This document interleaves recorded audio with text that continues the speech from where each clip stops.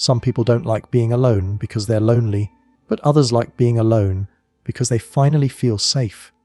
And today, we're going to break down why this controls more of your life than you think. If you've ever been told you're too quiet, too distant, or that you push people away, this video is going to hit harder than you expect. Because the truth is, your preference for being alone isn't random. It's not weakness, and it's definitely not what most people think it is. By the end of this video, you'll understand why some people crave solitude, why others fear it, and how your brain quietly decides which side you're on without ever asking you.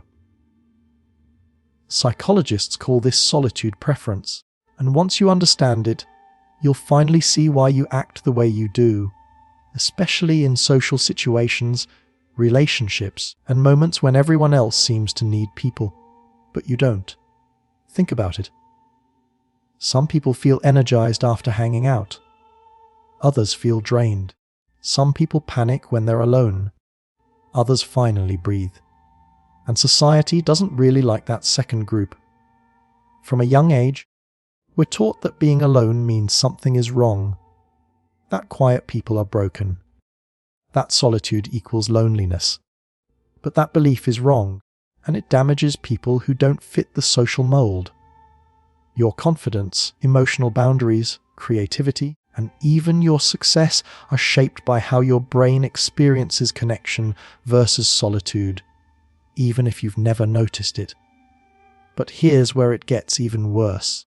Most people stop at the surface explanation, introvert versus extrovert, and that's the biggest mistake they don't even realize they're making, because this goes much deeper than personality types.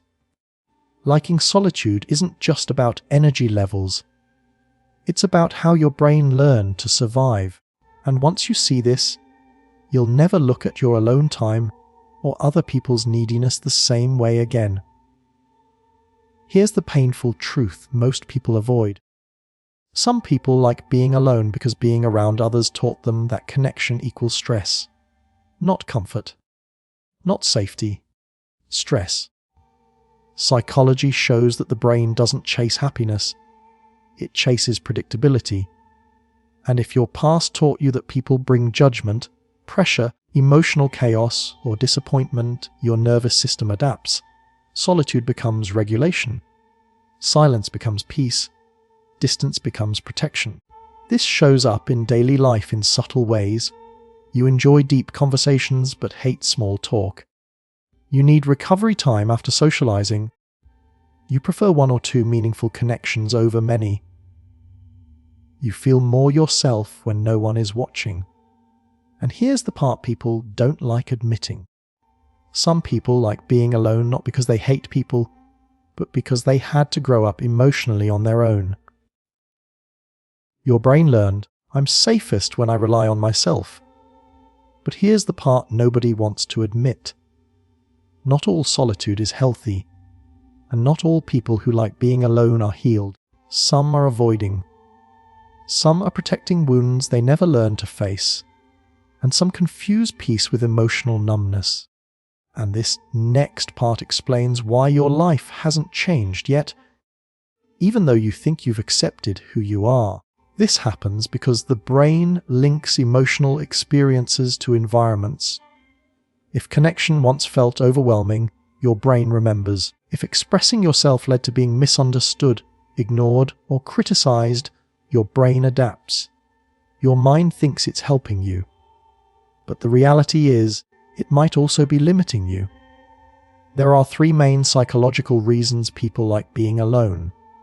The first is emotional self-sufficiency.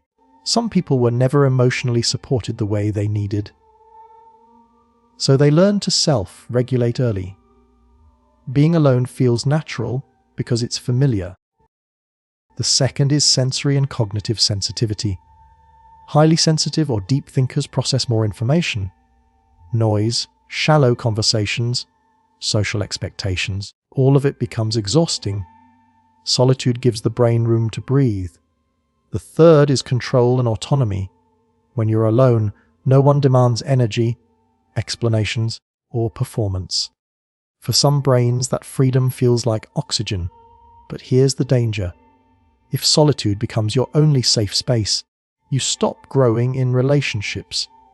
This is why some people repeat the same emotional patterns again and again, choosing independence over intimacy, even when they crave connection. If that hit you good, it means you needed it. Here's the truth you've been avoiding. Liking being alone isn't the problem. Using it to hide is. Ask yourself this honestly. Do you choose solitude because it brings clarity, or because it helps you avoid vulnerability? Because one leads to strength, and the other slowly isolates you without you noticing. If you want to break unhealthy patterns without betraying who you are, start here. Redefine solitude. Use alone time intentionally for reflection, growth, and creativity, not emotional shutdown. Choose selective connection. You don't need many people. You need the right ones. Quality over quantity rewires the brain's trust system. Practice safe vulnerability. Share one real thought with one safe person. That's how your brain learns that connection doesn't always equal danger. Do this consistently for 30 days, and your emotional balance will shift without forcing you to become someone you're not. Now you understand why some people like being alone, and more importantly, how your brain decided that for you long before you were aware of it. Solitude isn't weakness, but neither is connection, and the strongest people learn how to master both. If this opened your eyes, imagine what happens when you understand the psychology behind your habits, emotions, and relationships too. That's what we're breaking down next. You're not broken. You're patterned. And patterns can be rewritten